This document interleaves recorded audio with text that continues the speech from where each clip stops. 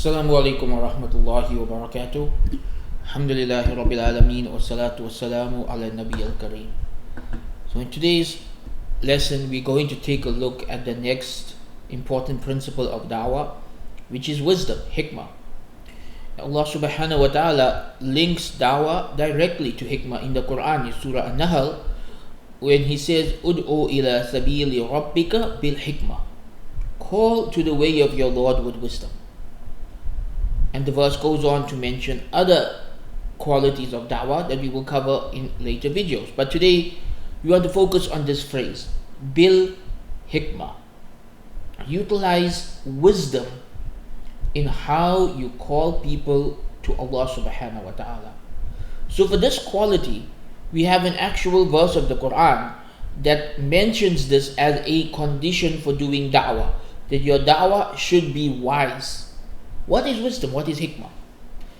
Wisdom means, Ibn Qayyim al-Jawziyah rahimahullah said, it means to put things in its in the right place. And what that means is that you know when to say things, how to say things, you're able to analyze the situation, you're able to deal with different personality types, you're able to realize when it's a good time to speak, when it's not a good time to speak. You're able to read the room. You're able to understand people. You are able to figure out what you should say or shouldn't say, when you should say it or when you shouldn't say it. And this skill of wisdom, it can't really be taught. You cannot teach wisdom the way you teach fiqh or aqidah or even math or science. Wisdom is internal. It is a way of thinking. And it is often shaped by our life experience. You know, when you apply for a job, they ask how much experience do you have in that field? How many years have you spent working in that field? And one of the main things they're looking for in terms of experience is that you've made mistakes at other workplaces, so you're not going to repeat the same mistakes when working for them. Because this is called wisdom. This is experience. This is learning from your mistakes. And this is actually the main way to gain wisdom. The main way to gain wisdom is to make mistakes and to learn from your mistakes and to never repeat them. The Prophet ﷺ said that the believer is not stung from the same snake hole twice. Meaning, if you the parable here is that if you're walking past a hole in the ground and a snake jumps out from there and bites you, then the lesson you should learn from that is not to walk past that hole again. You know there's a snake there. And what this means is that you shouldn't make the same mistake twice. You should be someone who gains experience and wisdom through every experience you have in life. In everything that happens in your life, you gain more wisdom through it. This is the main way to gain wisdom, that you live life, you make mistakes, you learn from your mistakes. When I was younger, I used to keep a mistake journal. Anytime I messed up in the dawah or in my personal life, I would write it down in the mistake journal. I would analyze the situation and I would come to a conclusion of what I learned and what can I do to ensure I don't repeat that mistake ever again. I don't really do this anymore. Now I do it internally. I'm able to work through things internally. Also don't make as much mistakes as I did in my 20s. And that's the thing a lot of the young du'at have to realize. In your 20s you're going to make a lot of mistakes. So if you start doing dawah in your 30s, then in your 30s you're going to make a lot of mistakes. Whatever is the first decade of work, your first decade in this field, you are going to make a lot of mistakes. You're going to be zealous, you're going to be excited, you're going to be enthusiastic, but you're not going to be experienced. You're not going to know how to deal with people, and because of this you'll mess up, you'll make mistakes. We all do. It's part of life. It's important that we learn from our mistakes and that we grow from our mistakes. This is how you learn wisdom. But sadly, some people don't gain wisdom. Some people, their whole lives will go by and they remain unable to understand people, unable to connect with people, continuously repeating the same mistakes for decades. And this is a lack of wisdom, and lack of wisdom classically is called foolishness, right? That someone who is not wise especially after having made a lot of mistakes and not learned from it, is considered foolish. And a foolish person should not be involved in the dawah, because they would cause more harm than good. With their abruptness, with their lack of character, with their inability to read the room and know when to talk to people and what to say and how to say it, they can actually cause a lot of damage and a lot of harm.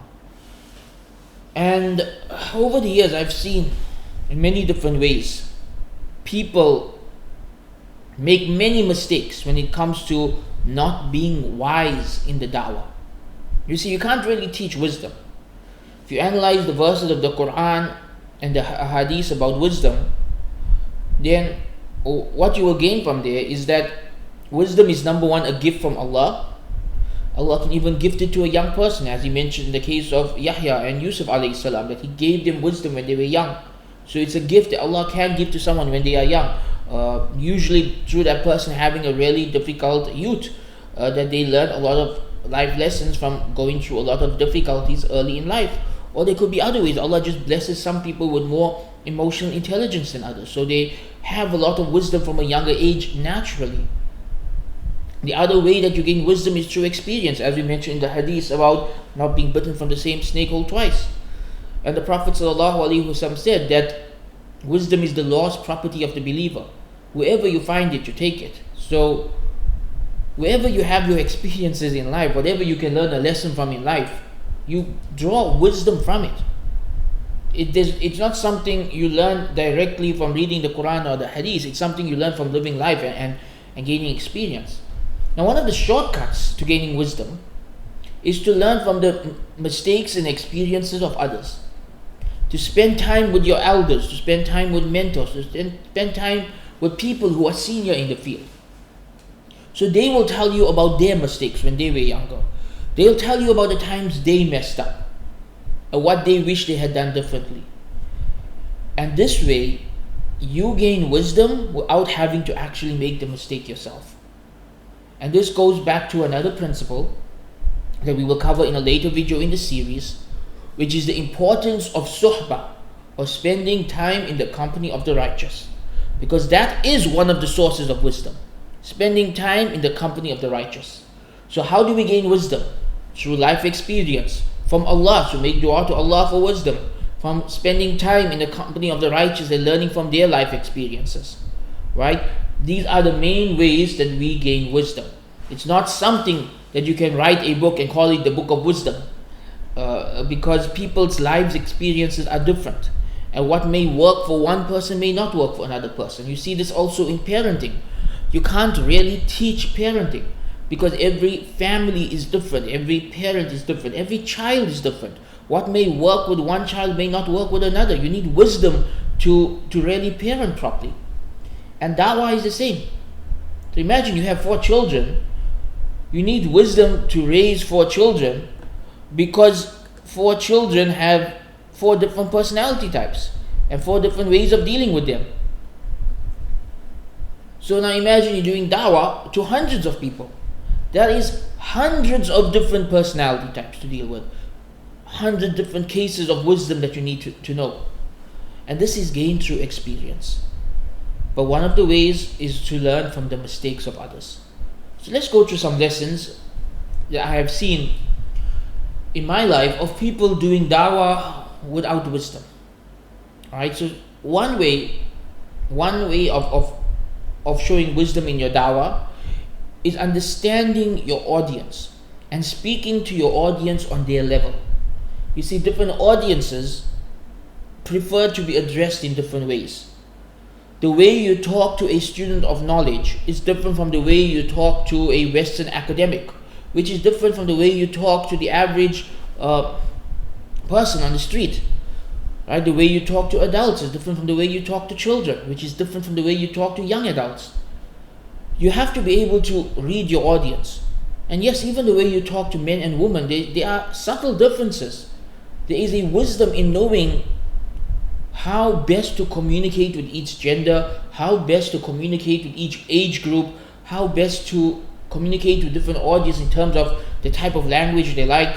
So to give you an example, some du'at, get so accustomed to a academic setting and to talk in a academic manner with academic language, and this means using a lot of jargon, a lot of high words that people in the universities may be familiar with.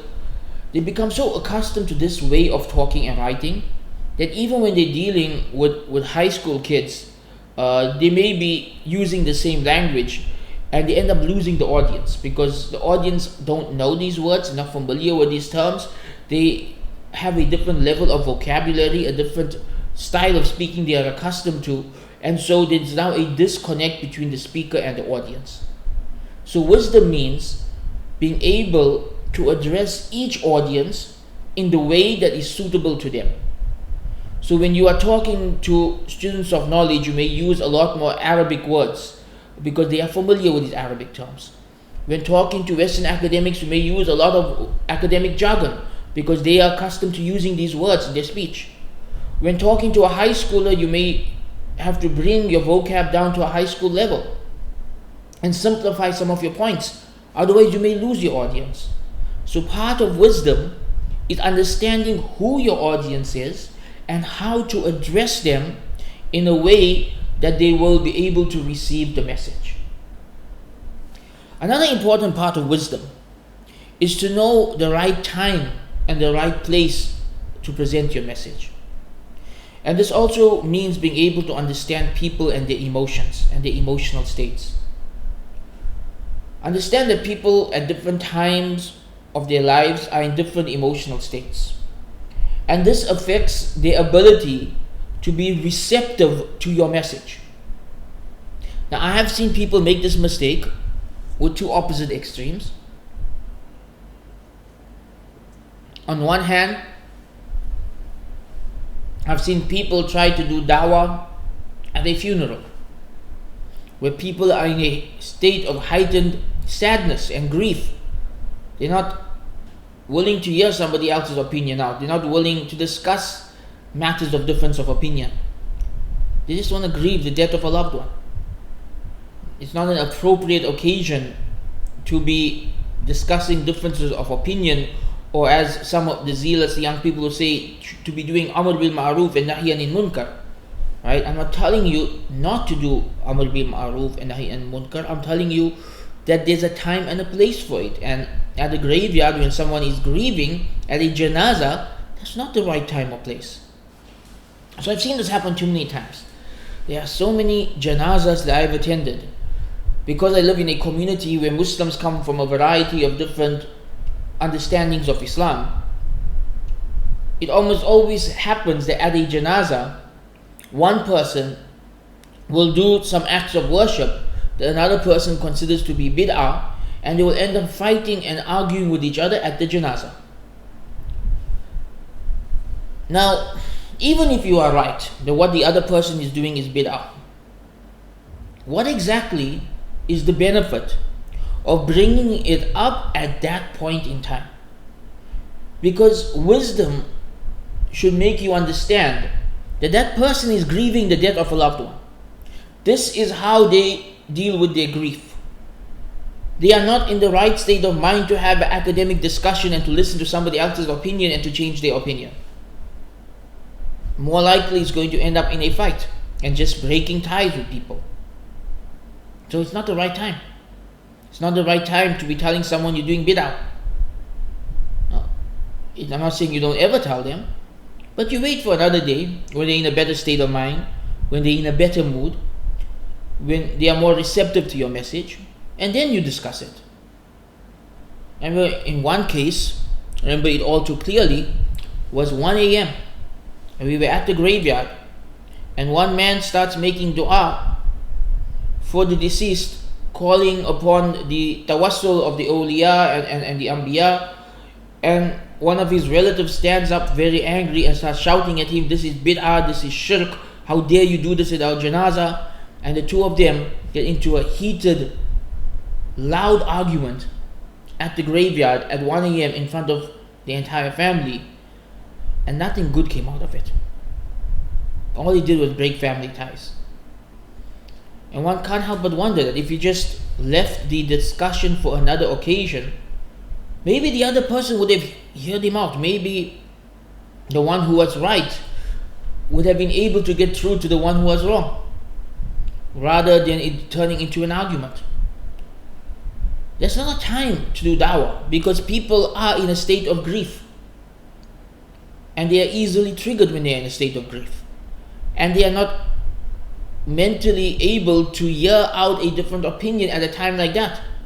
They just want to do what they feel is best for the deceased. The opposite is when people try to do dawah at a wedding or some kind of festive occasion. When people's minds are in a festive mood, they want to have fun, they want to celebrate, they want to enjoy the moment. Understand that everyone in the world has their trials, everyone in the world is going through difficulties in different ways, and these moments like a wedding or Eid or some other kind of festivity, for many people this is just a moment to forget everything they're going through and to enjoy some halal fun.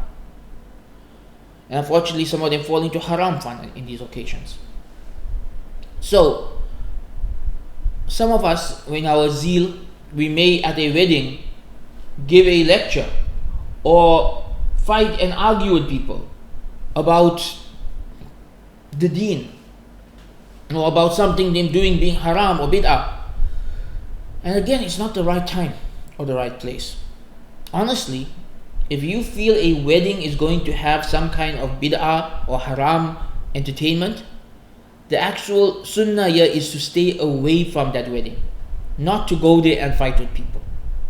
Right? The actual recommendations in the books of fiqh is that if you know there is going to be some haram elements at a wedding and that you cannot do anything to stop it, then you should avoid attending that wedding. Not that you should go there and make a scene. Yet some brothers in their zeal don't understand this, and so they'll show up at the wedding and fight and argue with the bride and the groom in front of the entire family about some kind of bid'ah or something being haram. You may be completely right, but you are conveying the message at a time and in a way that it's not going to get through to anybody. And all it's going to do is ruin the occasion and break family ties and make people more averse to you, less likely to ever listen to you. It would be wiser to sit down with the bride and groom before the wedding or after the wedding, or whoever the organizers are, before the wedding or after the wedding, and convey to them your point of view with the evidences. But to do it there on the occasion is not wise. It's not the right time or the place. No one's really going to listen to what you are saying because they're not in the right frame of mind to do so. It's very important to understand people's frame of minds when you're doing da'wah. You cannot do da'wah to someone who they are not mentally in the state of mind to listen to what the other person is actually saying. This is what I find, that especially when you are calling someone to Islam who is not a Muslim, I find that the best time and the place to do this is in a relaxed environment where the other person, maybe it's like at a coffee shop. The two of you will just sit down and you'll have a heart to heart, and they are open and receptive to what you are saying. I find this to be far more productive than to be screaming and shouting in the park and arguing with others about their religions. I'm not saying the other way doesn't work. Wisdom also means knowing when to use which method, but this is my own personal experience in terms of what is most productive.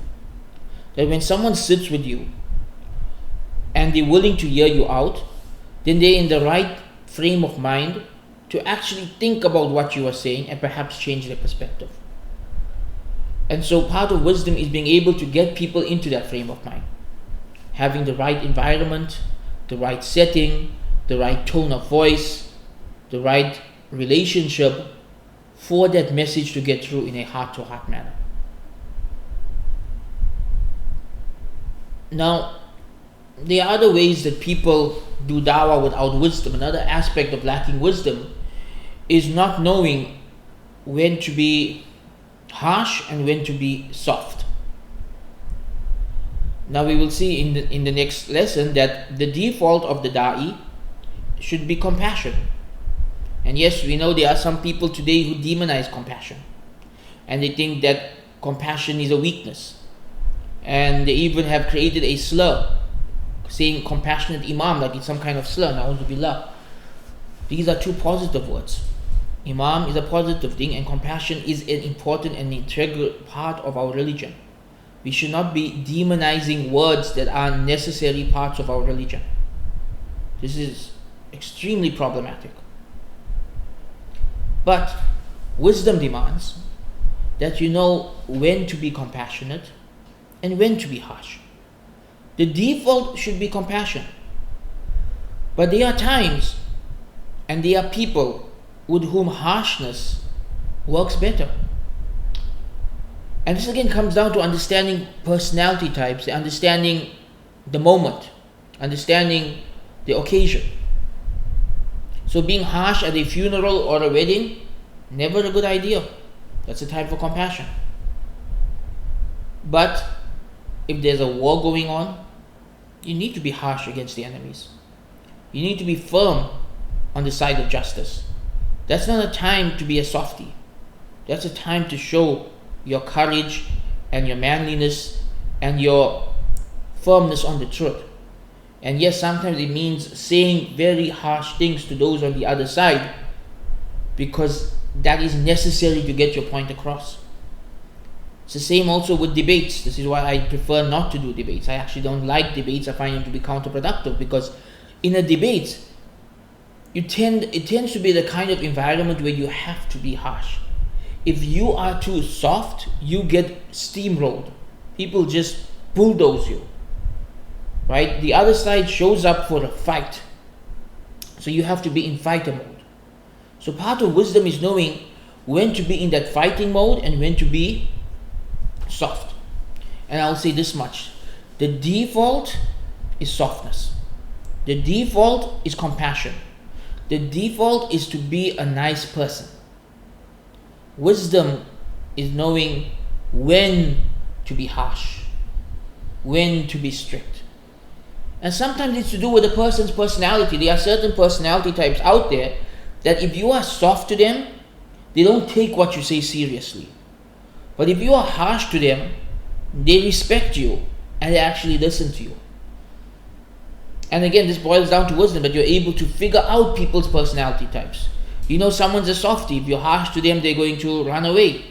So speak to them gently. Or you know somebody else, a bit of a macho man. He likes to talk harshly and he can't stand soft-spoken people. So you do the dawah to him harshly and he'll actually respect you and listen to what you say. Again, this boils down to understanding how people think and what kind of speech they are receptive to. Unfortunately today, because some of us went to the approach of being too soft, others went to the opposite extreme of being too harsh or being harsh all the time. And as an excuse for this, to justify this, they say that they are following in the footsteps of Umar ibn al-Khattab radiallahu anhu, the second Khalifa, Umar radiallahu anhu. They are saying that they are following in his footsteps, that he was a harsh man and he was a rough man, and so they want to be like him. And a few responses to this. Number one, we're supposed to prioritize the way of Rasulullah sallallahu alaihi wasallam over the Sahaba. And Rasulullah sallallahu alaihi wasallam was compassionate most of the time and harsh on very rare but justified occasions. It's not that he was never harsh. No, there are some occasions where he was really harsh with people, but he was always justified. Number two, this is a misreading of who Umar radiallahu anhu was. He never justified being harsh all the time as an Islamic ideal to strive towards. Rather, study his biography. Actually, go back and study his biography. He used to strive to be softer. He used to strive to be softer. He used to try his best not to be too harsh, because he understood that being too harsh chases most people away. The average person can't handle someone who is that harsh. He understood this, and he would try to be softer with people, and he would try to find balance. So you can't then use him as a justification to be harsh all the time, because he was not harsh all the time. We have so many narrations of Umar ibn al-Khattab radiallahu anhu crying. We have so many narrations about him at night anonymously helping the poor, cooking for them, carrying their parcels, listening to them say, bad things about the Khalifa, not even realizing they're talking to the Khalifa and just being quiet about it. We see so much softness from Umar radiallahu anhu towards his people. And we see a man who genuinely tried to be balanced. He tried to be harsh only with those who deserved it and to be soft with everyone else. And this was what he strived for. And I really think it is a misrepresentation of Umar radiallahu anhu to assume that he was harsh all the time, and so that following in his footsteps you are going to be harsh all the time. No, Umar radiallahu anhu was, yes, harsh with the enemies of Islam. He was harsh with the hypocrites. He was harsh with those who tried to change the religion. He was harsh with those who he considered to be traitors. But with everybody else, with the poor, with the weak, with the orphans, with the widows, with his own family, he was a gentle soul. There's so many beautiful narrations of genuine gentleness and compassion from Umar radiallahu anhu. Especially when you read about his night patrols, when he would go out at night and help the poor anonymously. You see this gentle side of Umar radiallahu anhu that really completely destroys this distorted image that these youngsters have. So do not use the name of the Sahaba to justify your own meanness and nastiness. Umar radiallahu anhu may have been harsh with the enemies of Islam, but he was not nasty and mean and vulgar to his fellow Muslims or to the average person. He was a person of good character. He was a person of good manners. And he utilized wisdom in how he dealt with people. And so that brings us back to our main point. Every da'i must gain wisdom. You must learn to be wise in how you talk to people, in when you talk to people, in when you are compassionate, in when you are harsh, in the kind of environment, in your choice of words, in the level of the discourse. All of this requires wisdom. And we see wisdom in all of the examples of the righteous before us. Rasulullah sallallahu alaihi wasallam, and the way that he did dawah to different types of people gives us many examples of wisdom. That he would appeal, if somebody was, for example, if he was dealing with someone who was impressed by generosity, then he would showcase the generosity of Islam in front of that person and narrate to them the verses of the Qur'an related to the generosity, so that they could see that this ideal that they value, Islam values it even more, and Islam develops it even further. If someone was attracted to the concept of good character, Rasulullah sallallahu alaihi wasallam would focus in their dawah towards them on how Islam perfects good character, so that they could see that what they already saw as an ideal, Islam makes it even better. And we see this in his way of dealing with many different people. And we even see that he was harsh sometimes when he needed to be. And he had to lead battles. You can't be soft at the time of leading a battle. And so Rasulullah sallallahu alaihi wasallam, when they went to battle, he was in the front lines, and he was brave, and he was courageous, and he did what was necessary. Yet afterwards, in the treatment of the prisoners of war, in dealing with the aftermath, in doing dawah to the people that he fought, you would see his rahmah, you would see his compassion. And so there was wisdom in how he dealt with people. One of the prisoners in the battle of Badr, Suhail ibn Amr, at that point in time he was known for his harsh words against the Prophet ﷺ and against Islam. So when they captured him in Badr, Umar radiallahu anhu wanted to remove his front teeth, remove Suhail's front teeth, so that he cannot speak clearly again, so he wouldn't be able to talk badly about Islam again. Again, this is the harshness he had towards the enemies of Islam. And again, we see the wisdom of Rasulullah sallallahu alaihi wasallam, and also a prophecy from Rasulullah sallallahu alaihi wasallam. Firstly, he said, don't do that. We don't mutilate our enemies. We don't torture our enemies. That's not from Islam. But he also made a prophecy, and he said perhaps one day he'll use that tongue for good, and you'll be impressed by what he says. Fast forward almost a decade later, Suhail's one of the last of the people of Makkah to convert to Islam. Rasulullah sallallahu alaihi wasallam passes away. Some of the people of Makkah start thinking about apostating and leaving the religion.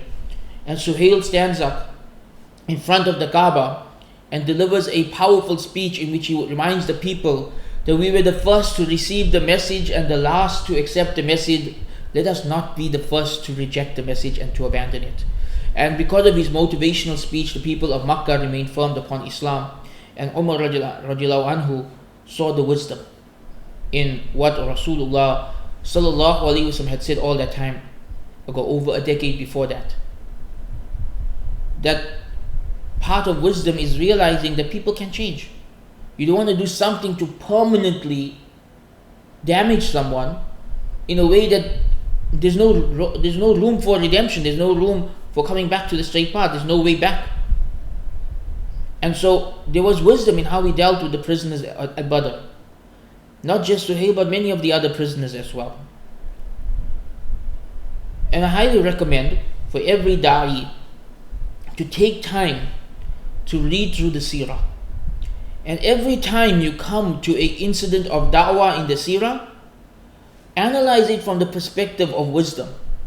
Look at how Rasulullah sallallahu alaihi wasallam deals with different personality types. Look at how he deals with different situations. How he does da'wah to a large group, how he does da'wah one-on-one, how he does da'wah to somebody who is harsh, how he does da'wah to somebody who is soft, how he does da'wah to a leader who admires specific qualities, and how he does da'wah to an oppressed person who is looking for a solution. And you begin to see the wisdom of Rasulullah sallallahu alaihi wasallam, and you can learn da'wah lessons from that you can apply to your own life. So to conclude today's lesson, it is necessary for everyone involved in da'wah to continuously be gaining more and more wisdom. How do you gain wisdom? Number one, you ask Allah, because wisdom is a gift from Allah. Number two, you make mistakes, you learn from your mistakes, you grow from your mistakes. Number three, you spend time in the company of the righteous, in the company of the experienced, and you learn from their stories, you learn from their youth, you learn from their mistakes, so that you gain that experience without having to go through what they went through. Number four, you read the biographies of the people of the past, especially Rasulullah sallallahu alaihi wasallam, and you learn wisdom from how they dealt with people, from how they interacted with people. So wisdom is the lost property of the believer. We should seek it wherever we find it. And we should call to the way of our Lord with wisdom and kind preachings. This is the teachings of Islam. These are the fundamental principles of da'wah. Every single da'i must gain wisdom. And I end with a reminder to all of us that part of gaining wisdom is being open to correction. And we'll talk about this in a later video when we talk about nasiha. But nowadays many du'at are not open to correction. They want to do everything their own way. And their feelings get hurt if you try to correct them. And they don't like it when someone tells them what to do or what they did wrong. This should never be the personality of the believer. We should always be humble. We should always be willing to learn. We should always be willing to gain more wisdom. And the way that we do this is by listening to others. If someone walks up to you, so this happened to me many times, that I would deliver a lecture or a khutbah, and then afterwards one of the elders will walk up to me and tell me that, the way you worded this wasn't good, you could have worded it better, or the way you worded it, it gives off this message that you was unintentional, so be more careful in your choice of words, or maybe even that I was too harsh, or I was too unclear, or whatever it is. And I thank them for their advice, because it helps me to grow, it helps me to recognize my mistakes, to learn from my mistakes. And you should too. Never lose this quality of being open to correction and open to learning. And always have people in your life who will correct you when you are wrong. Because if you don't have people like that in your life, then you will have a lot of blind spots, and you will not gain wisdom from those blind spots. So we ask Allah to guide us and to make us people of wisdom and good character, and to allow us to call people to the way of Allah with wisdom, and to accept our preaching and to put barakah in it. Jazakallah khairan wa akhiru da'wana and alhamdulillahi rabbil alameen. I'll see you in the next video.